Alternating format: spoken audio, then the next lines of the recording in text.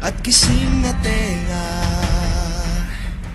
mga daliri na nagkakaisa.